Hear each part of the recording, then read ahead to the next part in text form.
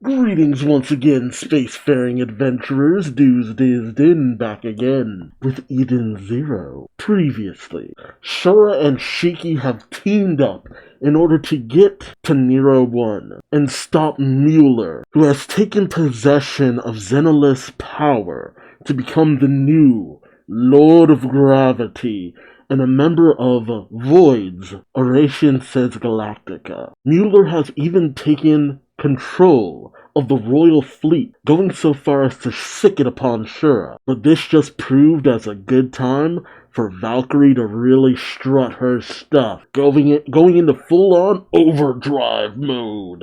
It was a flight of the Valkyries indeed, as she felled ship after ship after ship, really showing that when it comes to combat, the shining stars are unrivaled, especially the true Sword of Edens. Sorry, Homura. But, as you should very well remember, within the temple lies 20,000 Imperial antimatter bombs, the very same bombs that Witch sacrificed herself in order to make sure the crew of Edens could escape from. And it wouldn't be Muller if he didn't have a deranged plan. Use his gravity manipulation in a particular kind of way to cause a chemical reaction that will propel him into the future, much how a previous version of Shiki was turned into Ziggy. But the question here is, why does Muller want to do that? What would traveling to the future gain him? Is he thinking that maybe he can come back? And will the machinations of Muller cause the same heartbreak as before? Join me as I find out, won't you? Alright, Eden Zero, Chapter 242. Muller's Trap. We have Chris and Klein suited up, ready to get in their Leo jump jets, taking on whatever may come their way. And we know that Chris, he's really looking to get some payback on Muller. Right, you pick up on Nero 1, the Temple, Imperial Headquarters, Deep Snow. Oh, I forgot it was called Deep Snow. That's a Rave Master reference. You see several government workers, I don't know, running around going, what in the cosmos is going on? The Starfighters are taking off without pilots, even the ships that aren't equipped with AI. Well, that's weird.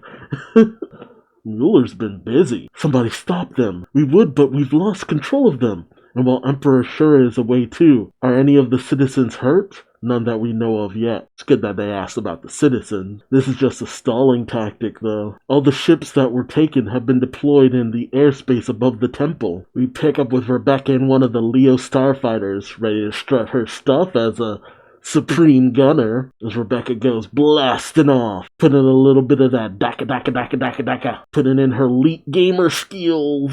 It would actually be cool. I know it's Wise's thing, but much like Diva in Overwatch, if she could get like a mech full on, or even one of the battle dresses, you know? Happy calls out, Rebecca, 3 o'clock. Rebecca says, I'm on it. Rebecca hangs a left and blasts some enemies down. Even Valkyrie, still in her overdrive mode and looking, choice, says, I'm impressed, Rebecca. You're not just a good shot. You handle that starfighter like a pro. Were you a pilot or something before you joined our crew? I'm like, yeah, because I'm even thinking like, man, Rebecca's taking down damn near just as many as Valkyrie at this point. Hell yeah. Hermit chimes in saying she says she learned on video games. Valkyrie says, video games? She thinks about it for a second and says, that doesn't happen. And Hermit says, I know. Like, that's not how that technically should work. And here comes Weiss saying, I may not be as good as her, but I can make up for it with my modification. And he uses on his Leo fighter, Etherlink, auto-aim mode. Of course, he's using an aimbot. Nice. Multiple targets detected. And he launches his missiles saying, take that, take that, take that, take that. And then you have Shura's ship just sitting there, watching everything happen around him. Shura, obviously kind of unnerved, says, why, Ayada, you take care of things here. Regina yells out, Shura, where are you? Like, come on, you're his fiancé. You should know what he's about to do. Yep, he even says it. Where do you think I'm joining the fight? Like, come on. Again, I'll say it again.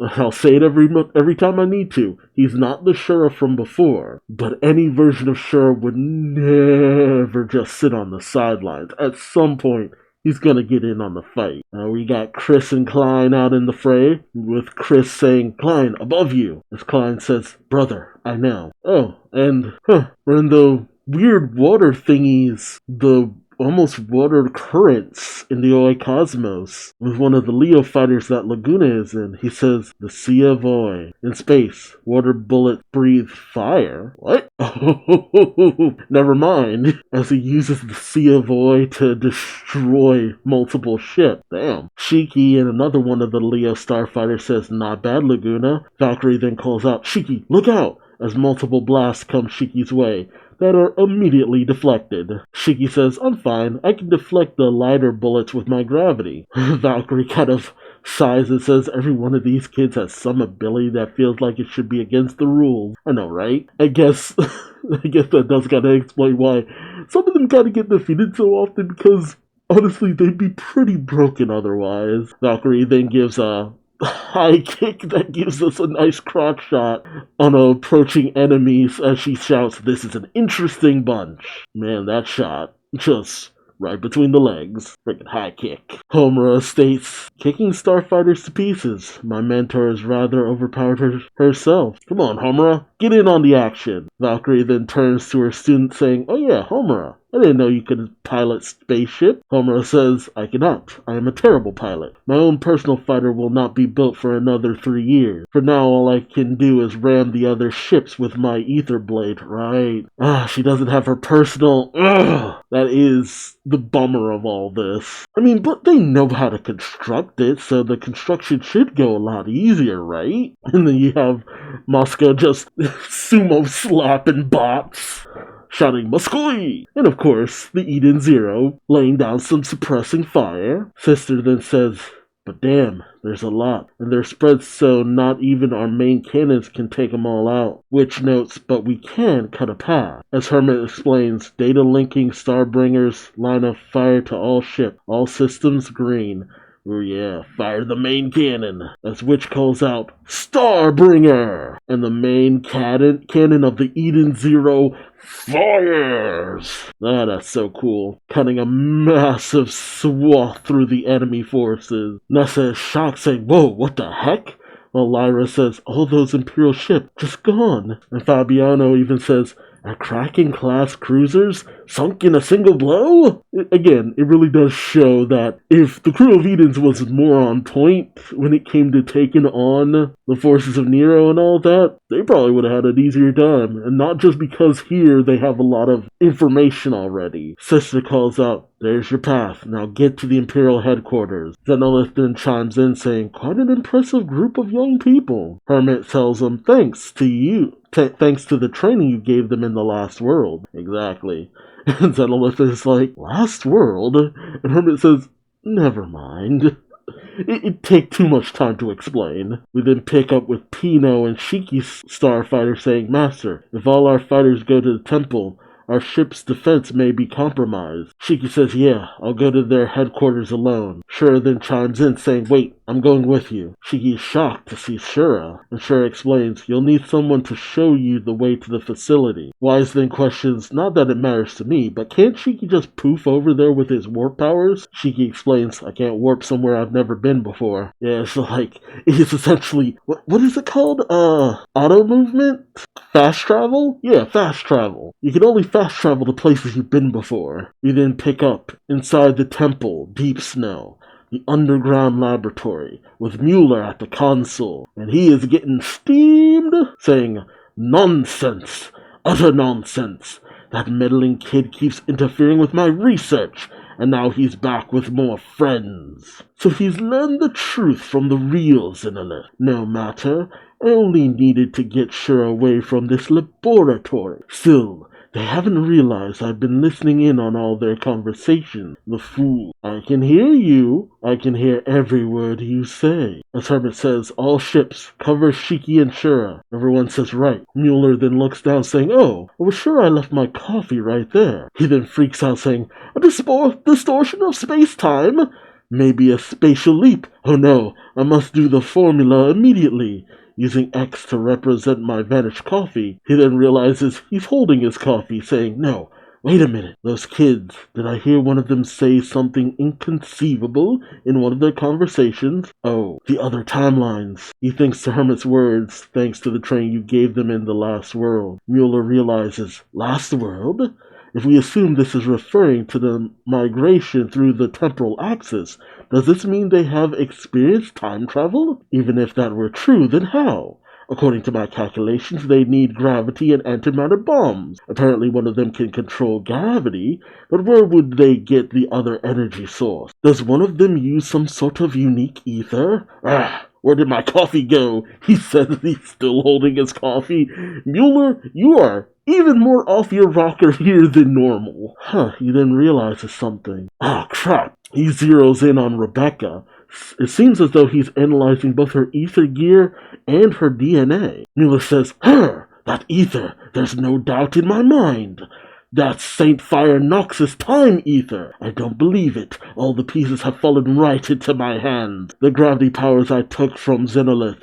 The 20,000 Imperial antimatter bombs. He drops his coffee as it crashes to the ground. And he says, and this woman's time ether. When all of these elements come together, everything I hope for will be achieved.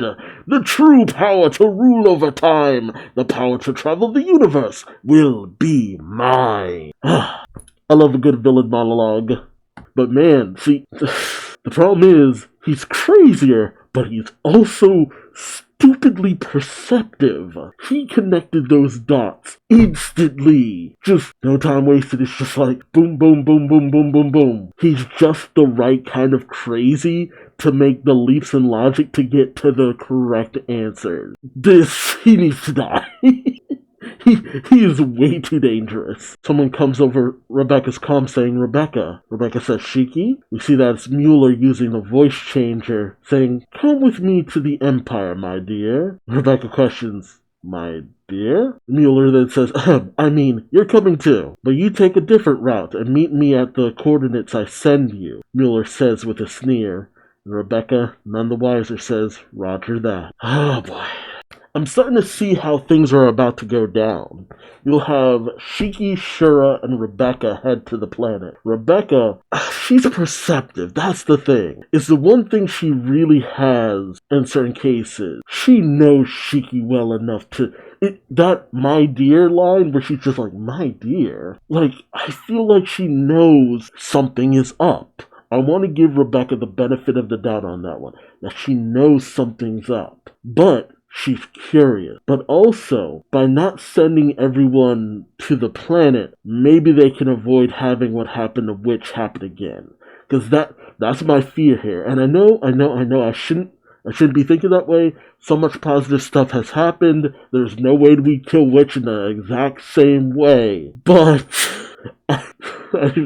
I'm like literally kind of freaking out because I'm just like, this is where it went down. This is where it went down. And I could see Mashima giving us a freak out that would give me a heart attack. Because even if Witch survives, I'm going to be bad because you made me relive that. But it has to be that, Shiki even said it to remind us he can't warp to places he hasn't been before. If Muller sets off the bombs, we have to do a quick escape. Shiki just warps him and Shura and Rebecca back to the Eden Zero. They get out of there. They just have to evacuate the planet. In fact, it might be that Rebecca is going there to maybe stall him on whatever plan he has in store. Because again, Rebecca ain't no fool. I refuse to believe it. Rebecca is a smart cookie. But what do you think? Do you think Rebecca has caught on? Also, there's Chris. Chris wants revenge against Muller. I feel that he might show up on the planet as well. Because, it would kind of suck if we had that moment where Chris is like, I'm gonna kill that mofo. And then he never even comes face to face with Muller. Because this is the time for Chris to get some long overdue revenge. Herman and Klein have had their moment. It's time for Chris to get his. I could easily see him squishing Muller like Sister in that previous universe, the fake sister. But do you think I'm also right about the Great Escape using Shiki's warp abilities? That's why it was mentioned here, to remind us so that when the planet's about to go boom again, we can keep Witch as far away from there as possible. Or maybe Mashima will try to fake us out, making us think that Witch is about to die in a similar way. I mean, Shiki has to make that choice again, and maybe this time get it right. But again, comment section, like and subscribe if you enjoyed the ride. That way you don't miss out on more Eden Zero. And until then, I've been Duuz-Diz-Din. Thanks for watching, and I'll see you in the next one. Take care. Bye-bye.